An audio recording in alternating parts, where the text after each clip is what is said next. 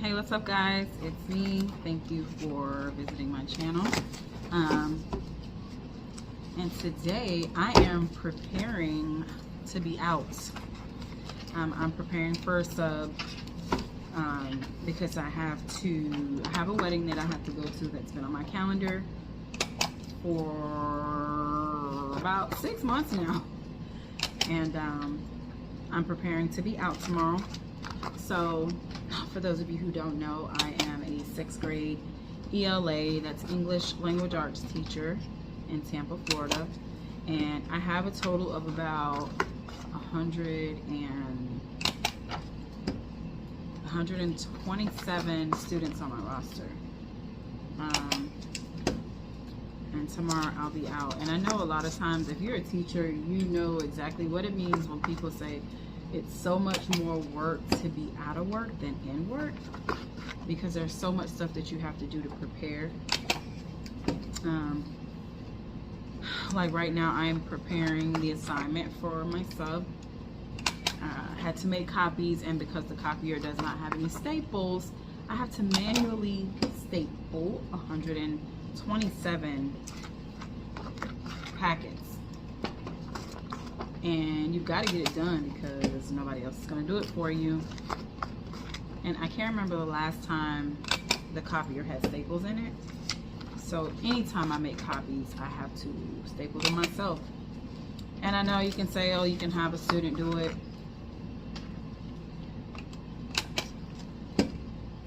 But no. My kids. No. But yeah, I'm just preparing. So what I'm going to do, my instructions for the sub are going to be in my sub folder that I keep behind my desk. And in my sub folder are going to be my sub plans, the instructions for my kiddos, like what they're supposed to do, my classroom procedures, so that my kids can't lie and say that I allow them to be on their cell phones when I don't. They know I don't play. Their cell phones, when they come into the classroom, go into the cell phone parking lot. And that's actually a hack that I'd like to share for any new teachers. It is a great classroom management hack. Last year was my first year here at a new school, and the cell phone issue was horrible. Last year I often got into little battles over cell phones, and I was like, you know what, next year I'm not dealing with that.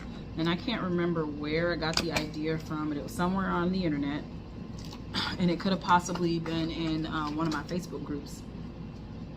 But I found the idea to create a cell phone parking lot.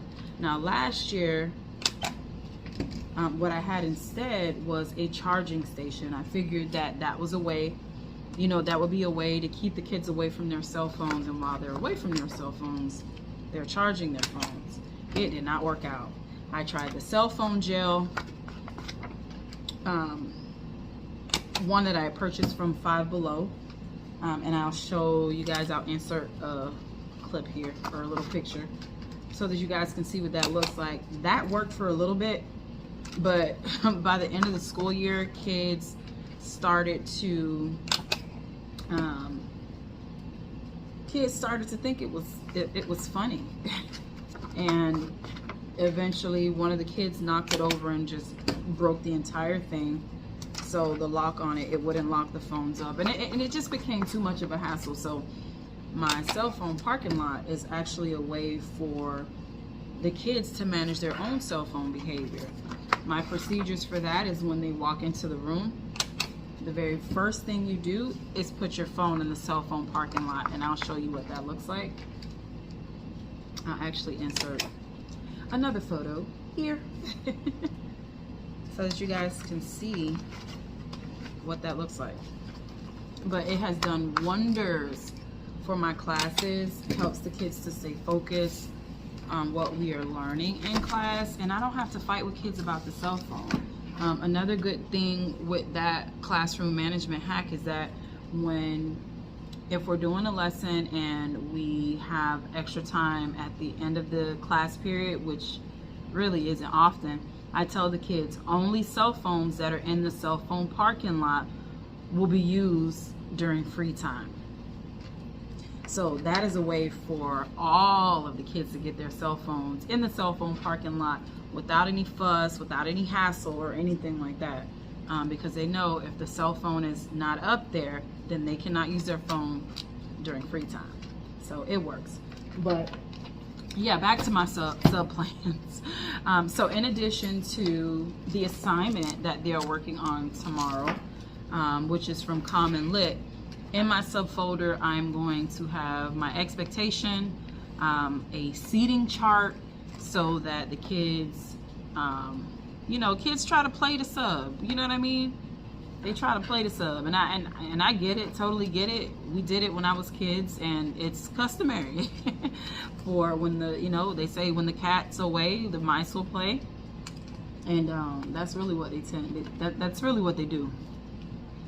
But in there goes the seating chart, my seating chart, my rosters for each class. In total, I have 6 classes. I have a planning period and then a lunch.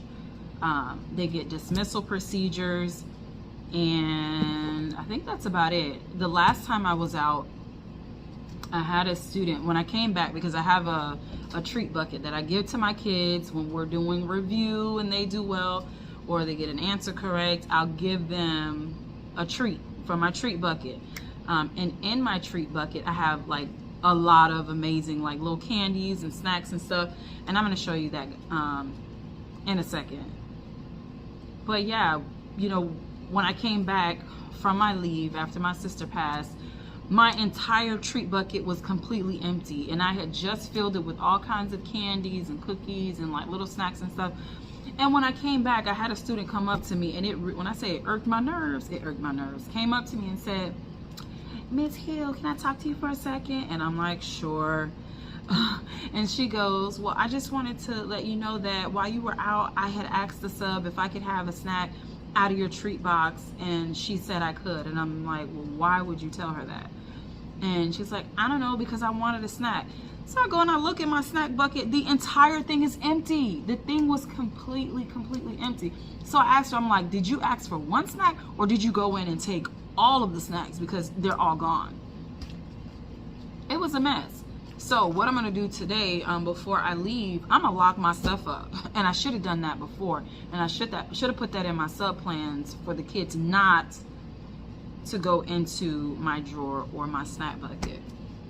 So yeah, so I'm gonna go ahead and get my seating charts, my class rosters, my classroom expectation, the rules for the cell phones, yeah, so that I can prepare for my sub and so that I can be out. It is a lot of work to be out. It's more work to not be here than it is to be here most of the time, but I try to do my best with getting my sub plans and stuff together so that subs want to come back. All right. But yeah, I thank you guys for stopping by. And I'm going to go ahead and grab those things so that you can see them. Well, I probably can't. I can show you a template of what it looks like, but it has all of my students' names on it. And that would be like a breach of information, I'm assuming. So I can't show you that. But I can actually show you my template. And I'll do that in just a second. All right, so this is the treat bucket, and this is actually a pretty big bucket. I got this from, I want to say the dollar store, the Dollar Tree, and this is well, it was jam-packed at the beginning of the week. Today is Thursday, and I'm going to be out, but this is what's remaining after a week of kids and review. 120-something kids. I mean, not all of them get treats every day, but yeah, these are some of the things in my treat bucket, and the kids love it. And now we're gonna walk all the way over here to my cell phone parking lot, and excuse my classroom because it is an absolute mess right now, but this calculator holder works wonders as a cell phone parking lot. And my procedures are, when my kids come in, oh, one of them is missing. And when I say these things, some kids haven't turned in their parking tickets, but on the inside, I have these little, what I like to call parking tickets.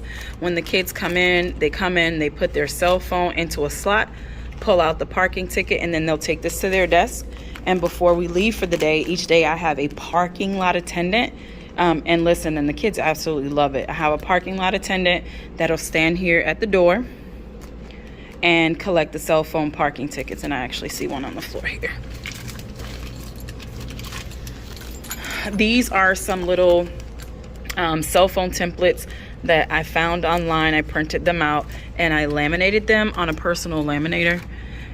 I mean, the kids still find a way to tear them up, because I can show you some that are like pretty jacked up, like this one, because they sit and they fold them and roll them and wrinkle them. But I mean, they're still pretty durable. Right now it's September and I probably won't have to redo these until probably Christmas break. But that is a great classroom management hack to eliminate your cell phone problem. It works. All right, here is a template of my classroom seating chart. I'm showing you a blank one because the one that I have for the sub actually has like my kids' names on it.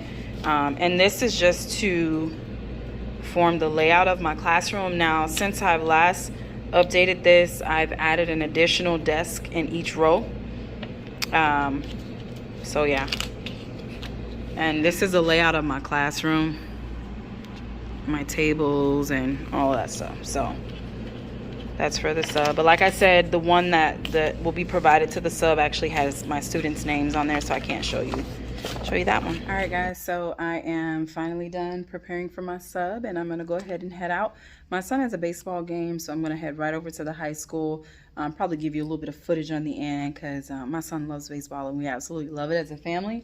So I'm gonna go ahead and head out, and I hope you enjoyed that. I'll see you soon.